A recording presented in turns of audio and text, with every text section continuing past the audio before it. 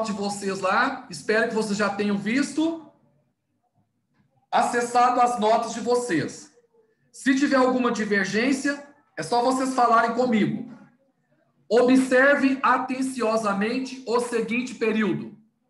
O candidato da base aliada ao governo referiu-se àquele projeto educacional do governo anterior como medíocre. Explique o motivo pelo qual aquele, sendo uma palavra masculina, recebe o acento indicativo da crase. Bom, quem gostaria de explicar para mim por que aquele recebeu crase, mesmo sabendo que aquele é uma palavra masculina? Quem gostaria? É porque tem uma preposição depois do referir-se. Você se refere a algo. Analisa, perfeito. O verbo referir-se, ele exige a preposição a, porque ele é um verbo transitivo indireto. Como você disse muito bem, Analise, quando eu me refiro a alguma coisa, me refiro a alguém, não é? E aquele começa com a. Então, pegando a preposição do referiu-se mais o aquele, que começa com a, eu vou ter a presença da crase. Então, você falou muito bem. Parabéns, viu, Analise, pela sua análise. Analise atenciosamente os seguintes períodos. No último fim de semana, fui a Ouro Preto, importante cidade histórica de Minas Gerais. 2. No último fim de semana, fui à importante cidade histórica de Ouro Preto. Justifique o uso ou não da crase nas duas situações. Quem gostaria de justificar para mim por que tem crase ou por que não tem crase? Alguém gostaria de justificar? No último fim de semana, não tem, fui a Ouro Preto. Quem vai a Ouro Preto, volta de Ouro Preto, então não tem crase. Perfeito. Ouro Preto é masculino também. E Ouro Preto é masculino também. Muito bem. E fui à importante cidade histórica de Ouro Preto, é porque você foi à importante cidade. Então, você vai à importante cidade, você volta da cidade. Então, por isso que tem crase. Voltei da importante cidade. E importante cidade está no feminino, né? Se eu colocar a palavra masculina, fui ao campo. Deu ao também. Fui, voltei da importante. Parabéns. Agora eu vou deixar para o Felipe, que tentou explicar e não deu certo. Ele voltou. Ele pegou a marmita, colocou ali perto onde que está assistindo. Então vamos lá, Filipão. Analise atenciosamente os seguintes. Primeiro, moro a distância de 200 metros da boate gay. Voltei a casa por volta da meia-noite. Ô Felipe, moro a distância de 200 metros da boate. Tem crase ou não? Não sei. Que isso? Que decepção. O meu menino falando isso? Não sei mesmo, não. Tá. Quem sabe? Tem crase. Por que Maria Analise, namorada do Felipe? Porque está especificando a distância. Isso! Então, Analise, as palavras distância, casa e terra, se elas forem especificadas, receberão crase. Se elas forem genéricas, não receberão crase. Analise, voltei a casa por volta da meia-noite. Tem crase antes de casa ou não? Analise Silva Silveira. Eu acho que não, porque não especificou a casa. Você voltou para uma casa qualquer. Isso! Você mora 200 metros da boate, né? Beleza. Depois você voltou a casa por volta da meia-noite. Você não falou a casa de quem? Se é a sua casa, se é a casa do Felipe, se é a casa do Robertinho do Recife, né? Se é a casa da Michele. São duas pessoas? Michele é uma, Michele é outra? Não, é a mesma coisa. A Michele e a irmã gêmea Michele. Daniele é uma. Michele, a irmã gêmea. Então é o seguinte, enfim, você não especificou qual é a casa, então não tem crase. O Robertinho do Recife, os astronautas voltaram à Terra após a expedição. O Robertinho, deve ter ou não crase? Ô, Márcio, eu não sei essa resposta. Eu tô assim de queixo caído com vocês, meninos tão inteligentes, meninos tão capacitados. Me perdoe pela minha falha, mas eu realmente não sei te responder. Tá, mas vou ser sincero, né, Robertinho? Tá. Quem gostaria... Eu posso chutar, é 50%, né? 50%. Quem gostaria de responder? Eu posso responder, eu acho. Responda, A por segunda, favor, a Maria 2? Eduarda. A 2 é dos astronautas, né? Isso! Os astronautas voltaram. Eu acho que. Peraí, não tem crase porque não especificou a Terra. Tem certeza que não especifica? Não, peraí. Voltaram da Terra. Então tem, não, tem. Essa tem. Muito bem. E a outra tem porque foi especificada a Terra também. Perfeito, você arrasou. Então, a primeira Terra, ela está com T maiúsculo. Se ela está com T maiúsculo, especificou, refere-se ao planeta Terra, porque está com T maiúsculo. A segunda Terra está com T minúsculo. Então, não especificou, T minúsculo, e especificou qual é a Terra. Se ela tiver o T minúsculo e não especificar, não tem crase. Se ela tem o T minúsculo e especificou, tem crase. E se ela tiver o T maiúsculo, vai ter crase, porque identificou qual é a Terra, ou seja, o planeta. Bom, ô Robertinho, tudo bem, meu amor? Tudo ótimo, Márcio. Ô Robertinho, lê para o Titio essa introdução de pontuação e a nossa matéria de hoje. Mas é claro. Tá só um minutinho, Robertinho. Uai, aí você me quebra, Hoje nós começaremos o capítulo 8, pontuação e a frente C. Então, capítulo 8, pontuação, frente C. E o Robertinho vai falar para nós por que se deve pontuar. Quando é que surgiu a noção de pontuação? Então vamos lá, Robertinho Nascimento. Pontuação. A pontuação, como a conhecemos hoje, surgiu entre os séculos XIV e XVII, em razão da invenção e popularização da imprensa, o que elevou consideravelmente o número de leitores, exigindo que marcações nos textos facilitassem a leitura. Inicialmente, os sinais de pontuação se relacionavam com a língua falada, indicando as pausas e entonações. Com o passar do tempo e as necessidades de uma sociedade cada vez mais baseada na produção e no armazenamento de conhecimento por meio de livros, o sistema foi se desenvolvendo com base numa lógica gramatical, exigida pela escrita. Nesse capítulo, iremos estudar as normas que direcionam o uso da pontuação na língua portuguesa.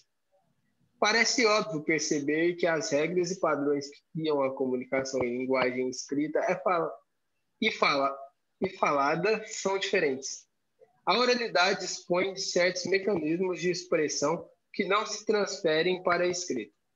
Para a primeira, dispomos de entonação, pausas, expressões fisionômicas e da possibilidade de se referir ao espaço. Ótimo! Muito obrigado, Robertinho, pela sua leitura. Sem problemas, Márcio. Quando fala de pontuação, nós achamos que pontuação é uma coisa recente, né? Não. Desde os séculos XIV e XVII, entre esses dois séculos, XIV, Brasil nem era descoberto ainda, né? Nós fomos descobertos no final do século XV e começo do século XVI, né? Porque 1501 já é século XVI. Então, de 1500, que é o final do século XV, e 1501, que já é o século XVI, e no século XVII, até o século XVII. Por quê? Neste momento, Gutenberg, um alemão, havia inventado a imprensa. E a imprensa, o jornalzinho escrito, começou a se espalhar pela Europa. As pessoas começaram a ler as notícias. E isso elevou muito a quantidade de leitores. Então, para facilitar a leitura dessas pessoas, eles começaram a fazer marcações nos textos, né, para que o texto tivesse sentido. Mas como é que eles marcavam o texto? de acordo com o modo como eles falavam. Então, a pausa que eles davam naquilo que falavam, eles colocavam uma pontuação na hora de escrever. Não havia critérios como nós temos hoje. Hoje nós temos critérios, né, para nós colocarmos a pontuação. Naquela época, não. Era de acordo com as pausas, com as entonações que você faz ao falar. Só que acontece o seguinte, aí os livros foram se ampliando, as bibliotecas foram aumentando, os jornais foram circulando com maior volume, maior quantidade de jornais. Aí foi necessário criar regras e padrões para nós pontuarmos aquilo que nós escrevemos. E vimos que o modo de escrever é um, mas o modo de falar varia, né? Porque a forma de falar, no momento que eu estou falando aqui agora para vocês, a minha oralidade, ela exige algumas expressões, né? E as expressões que eu utilizo, elas não aparecem na escrita. Se eu faço um olhar triste, se eu faço uma expressão de tristeza ou de alegria ao falar qualquer coisa, isso não se transfere para a escrita, né?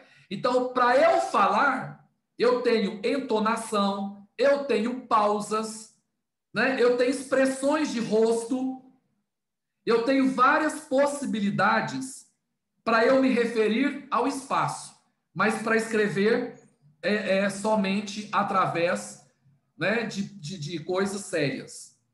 Quem gostaria de ler para mim a nossa primeira marcação, o nosso primeiro sinal de pontuação, que é a vírgula? E vocês precisam saber que na ponta da mão. Por que na ponta da mão? Porque vocês farão redação para o Enem. A redação do Enem, ela vale 1000 pontos. E se você errar a pontuação, você pode comprometer todo o sentido da sua frase. Você pode alterar radicalmente o sentido daquilo que você está escrevendo. Quem gostaria de fazer a leitura para o titio? O uso da vírgula.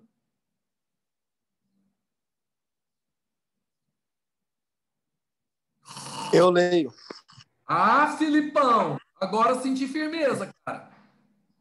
Diferentemente do que se costuma pensar, não se utiliza vírgula a fim de representar uma pausa da oralidade.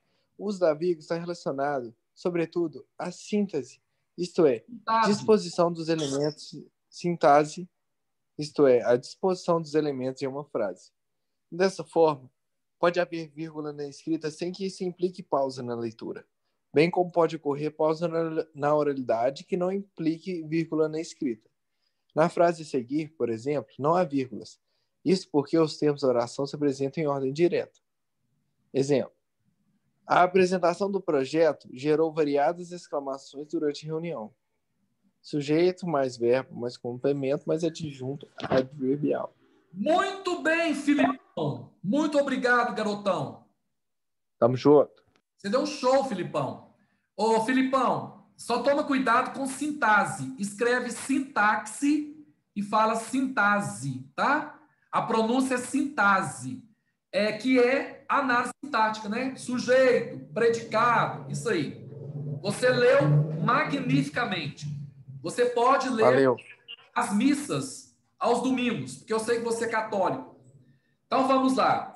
Meus amores, a vírgula, ela aparece de acordo com o relacionamento das palavras.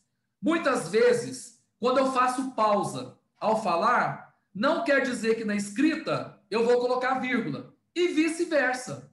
Não é porque tem uma vírgula na escrita que na fala eu tenho que fazer pausa. Nem sempre a pontuação na escrita corresponde à oralidade, corresponde à fala. Veja um exemplo. A apresentação do projeto gerou variadas exclamações durante a reunião. Vamos entender aqui agora, bonitinho. Esse texto, ele está numa ordem direta. Por que ordem direta? Olha aqui. Qual que é a ordem direta? Sujeito. Primeira coisa que aparece na ordem direta. Sujeito. Qual que é o sujeito? A apresentação do projeto. Logo após o sujeito, deve vir o verbo. Aqui está o verbo. Gerou. Logo após o verbo, vem o complemento do verbo. Variadas exclamações. É o complemento. E aparece, se quiser, o adjunto adverbial de tempo durante a reunião. Beleza? Então, eu tenho sujeito, mais verbo, mais complemento, mais adjunto adverbial. Isso aqui se chama ordem direta. Se eu estou numa ordem direta, eu não posso colocar vírgula. Então, nunca na vida de vocês, lá na hora do Enem, tá? Você tem aqui o sujeito, a apresentação do projeto, que é o sujeito. Entre o sujeito, a apresentação do projeto, e o verbo, que é gerou. Gerou é o verbo. Eu não uso vírgula entre o sujeito e o verbo. Como eu também não uso vírgula entre o verbo e o complemento dele. Quando eu falo gerou, qual é a pergunta que o verbo faz? Gerou o quê? O quê? O quê vai ser o objeto direto. O quê? Objeto direto, variadas exclamações. Então, não uso vírgula entre o sujeito e o verbo, entre o verbo e o complemento dele, que é o objeto. E agora eu tenho, fora disso aqui, o chamado adjunto adverbial. Aqui, ó. O que é o adjunto adverbial? É quando eu tenho duas ou mais palavras com o sentido de um advérbio. Advérbio de tempo. Porque durante a reunião é o tempo em que a reunião aconteceu. Então, nessa sequência aqui, eu não coloco vírgula. Mas, se eu inverter aqui alguma coisa, se eu mudar a ordem, aí eu preciso colocar vírgula. Por exemplo, que olha, durante a reunião, vírgula, a apresentação do projeto gerou variadas exclamações. Vocês podem perceber que eu tirei o durante a reunião lá do final, tá vendo? Que a ordem certa aparece no final, o adjunto adverbial aparece no final, e eu o coloquei no começo.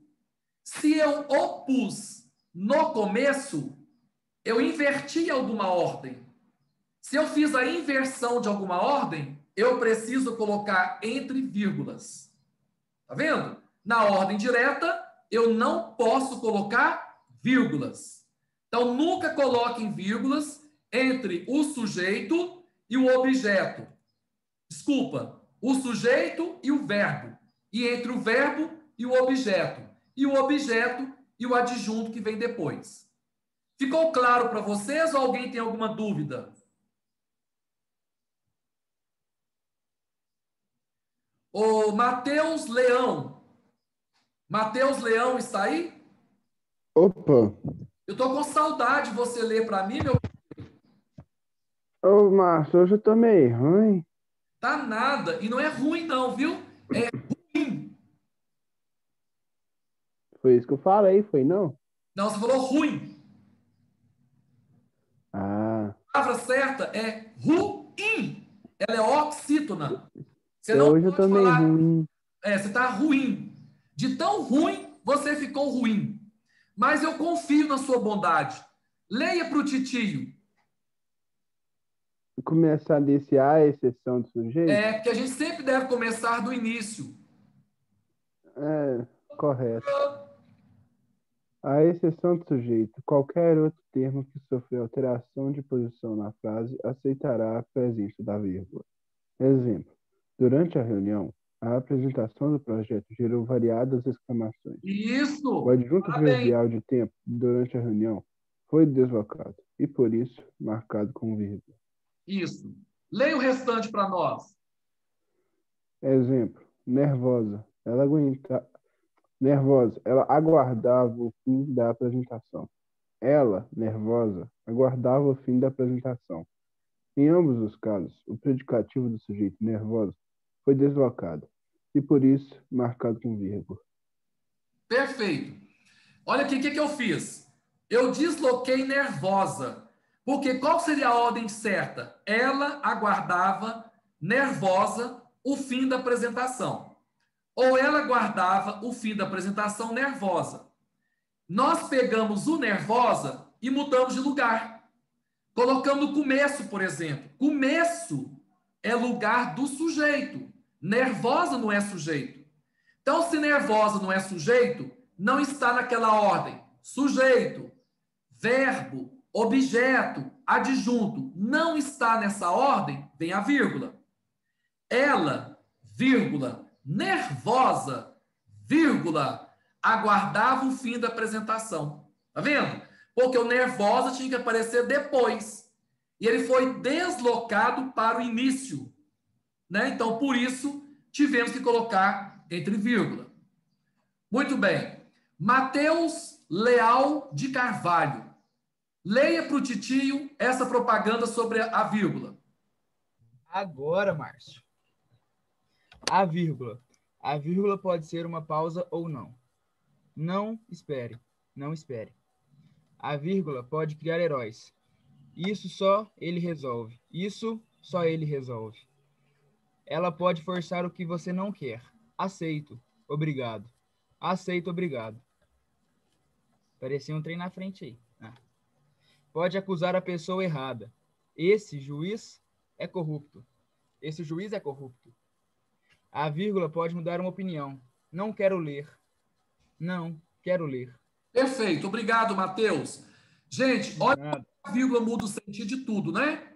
Eu posso fazer uma pausa ou não. Tipo assim, olha, não, espere. Eu fiz uma pausa. Não espere. Eu não fiz pausa. Ela pode criar um herói. Isso só. Ponto. Ele resolve. Isso só ele resolve. Então, isso só, ponto. Ô, Márcio, você quer o quê? Isso só. Ele resolve para mim.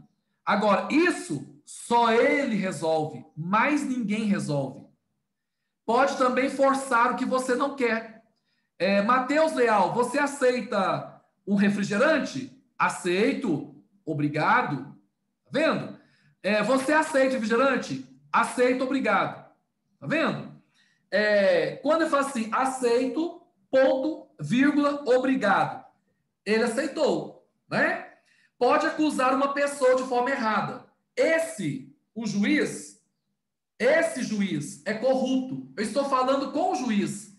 Eu aponto o dedo para o cara, para o réu, e falo, esse aí, juiz, é corrupto? Se eu não colocar vírgula, esse juiz é corrupto. Aí o réu deixou de ser corrupto, o juiz que passou a ser. Eu posso dar opinião. Eu não quero ler. Agora já mudei, não. Eu quero ler. Então vocês podem ver que a vírgula pode mudar completamente o sentido de uma oração. Vamos ver os casos em que nós utilizamos a vírgula. Ô, Daniele Michele, você está aí, meu amor? Estou, Márcio. Daniele Michele, você pode ler para o Titi com essa vozinha deliciosa sua? Vou tentar. Casos em que se usa a vírgula.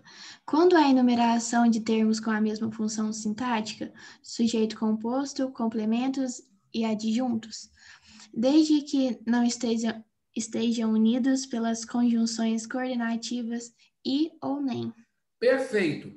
Obrigado, Daniela. Olha o que a Daniela disse. Quando é que eu vou colocar vírgula? Quando eu tenho vários termos e eu preciso separá-los. E eles têm a mesma função sintática. O que é a mesma função? Eles têm o mesmo papel. Ou são vários núcleos de sujeito. Né? Vou dar exemplo para vocês que é mais fácil. Eu gosto mais de anotar, que eu acho que fixa melhor para vocês. Por exemplo, olha. Roberto Tiago, Matheus Silva e Hugo. São meninos estranhos. Pronto.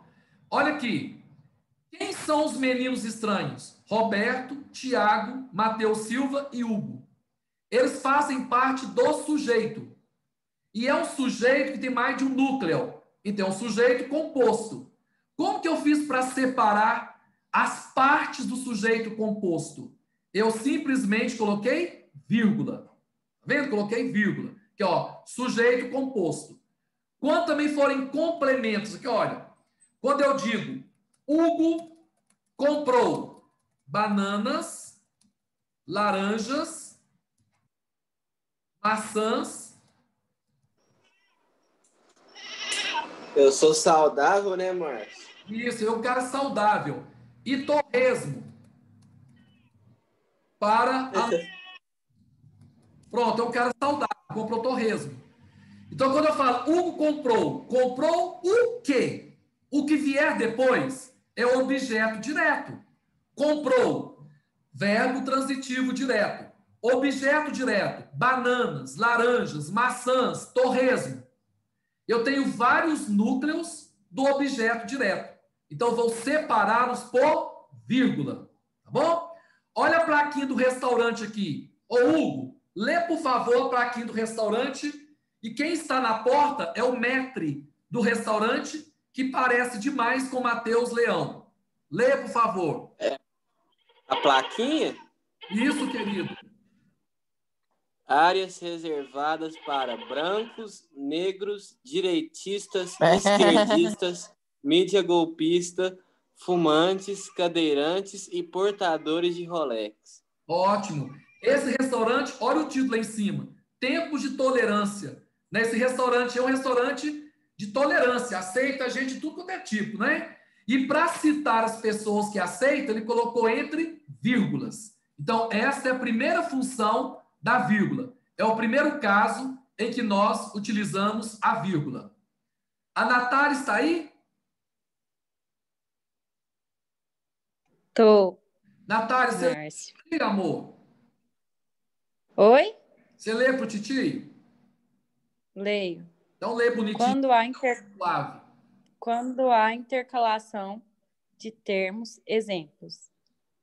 Ele, por causa das chuvas, ficou repetido aqui. Observação. Se esse adjunto adverbial deslocado não for extenso, a presença da vírgula será facultativa. Ontem eu cheguei muito tarde. Ontem eu cheguei muito tarde. Não, pera. Ontem eu cheguei muito tarde. Ontem eu cheguei muito tarde. Para separar o objeto pleonástico, exemplo, o amor, busquei-o um dia. Obrigado, Natália. Que vozinha mais gostosa. Gente, quando eu vou intercalar termos, o que é intercalar termos? É quando eu coloco um termo que não está ali, naquele lugar, eu coloco. Quer ver o exemplo que está dando aqui para vocês? Cuidado na hora da redação de vocês no Enem. Fiquem espertos na hora da redação do Enem. Olha, ele ficou...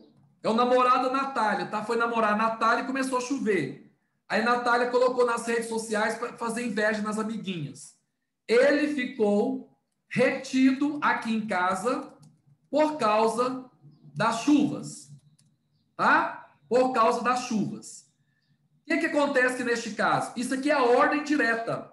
Ordem direta. Sujeito, o verbo, tá vendo aqui, olha, locução verbal ficou retido, o adjunto adverbial de lugar, e aqui eu tenho a causa, porque ele ficou retido. Tá certinha a ordem. Eu quero inverter a ordem. Olha como é que eu faço. Por causa das chuvas, vírgula, ele ficou retido. O que acontece nesse caso? O adjunto adverbial de tempo, por causa das chuvas, está no início. E você sabe que no início, quem aparece sempre é o sujeito. Então, se eu coloquei antes do sujeito, eu preciso colocar entre vírgulas. Tá? Preciso separar por vírgulas, porque fugiu da ordem direta. Agora veja o seguinte. Eu cheguei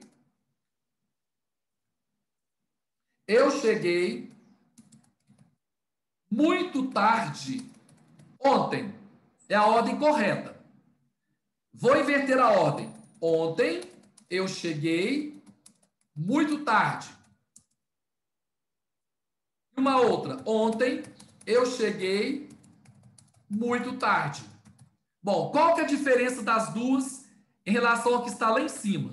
Tá? É que eu cheguei ontem muito tarde. Ontem é uma palavra indicando tempo. É o advérbio de tempo. E é uma palavrinha só. E eu mudei a ordem, coloquei antes. Se for uma palavra pequena, eu posso colocar vírgula ou não. É facultativo. Só quando é grande, igual aqui, olha, por causa das chuvas, que é obrigatório colocar a vírgula. Se for uma palavrinha só, não é obrigatório colocar a vírgula, é facultativa. Coloco se eu quiser. Agora, quando tiver objeto direto pleonástico, eu coloco. Olha, busquei meu irmão um dia. Tá. Vou substituir por um pronome. Busquei-o um dia. Tá? Meu irmão, busquei-o um dia. Bom, busquei o quê? Meu irmão. O que é meu irmão? Objeto direto. Substituir por um pronome